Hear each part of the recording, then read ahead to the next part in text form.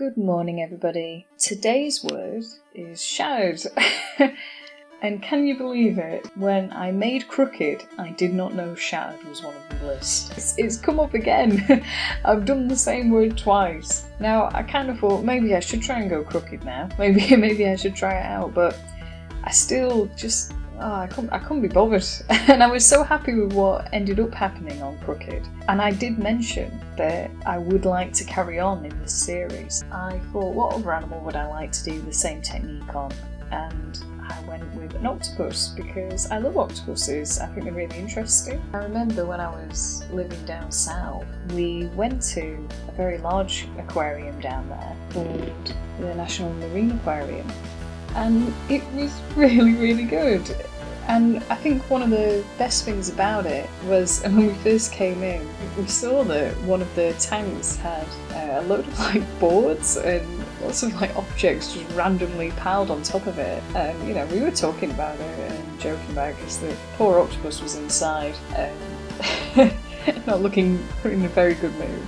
And the guy who was caring for him came over and was telling us about all of these escapades that this octopus had had. How every morning they were coming back and finding him in different tanks, finding him walking around. It was crazy. It was like, what is this thing doing? I just think that it's just a brilliant animal. I love it when you can see just like the personality of animals and it's so blatant. And the fact that you can tell that they can think for themselves and they have complete perspective on things. I don't know, there's just something about them. They're in that kind of realm of elephants and whales to me, of animals. I think they've just got a lot more going on about them. Anyway, this is just going to be a video of me talking about octopuses.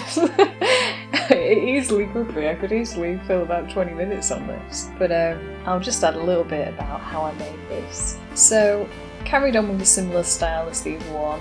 It began in one segment, and then when I thought an area was quite interesting to just oppose against the original part, I will draw a line and start shifting it in pencil, and then I worked over it in pen. I wanted to capture the kind of almost translucent appearance of the texture of the skin of the octopus.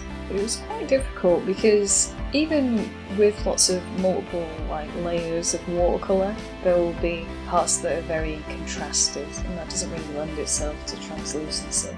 So I kind of went a little bit more graphical with this piece and had a little bit more fun just playing with the pattern. I kind of planned ahead as well in this one. I thought a lot more about composition in this piece than I have done in some of the others, because it's something I'd realised at the beginning of this Inktober that I don't really pay much attention to and I'd like to keep working on. So I decided with these legs that I wanted to kind of almost pull the legs back off the left hand side of the page so that it was almost like it's getting dragged, and then the direction that the octopus is looking or moving towards feels more out of reach on the page. As I did that, I felt like the composition was missing something in the bottom of the page, where the legs were already too thin and it was giving it some weakness. So I added a triangle of black ink to almost add a shadow to that area, and also to kind of give it a bit more weight. If I had my time again,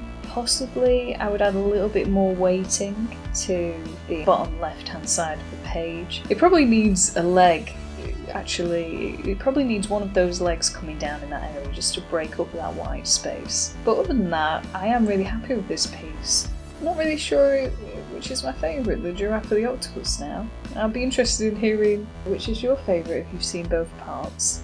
And that's it for another day. I hope you're all doing well on your own Inktobers. If you're following anyone really interested on Inktober, or you yourself have got a really interesting Inktober going on, don't feel funny about just leaving a comment recommending it, because it is hard to keep on top of it, and I am really enjoying following lots of people's work. So it'd be great if you do have some to share it with us, so I can see all of your interpretations of the prompts too. I hope you're all doing well. I'll see you again tomorrow.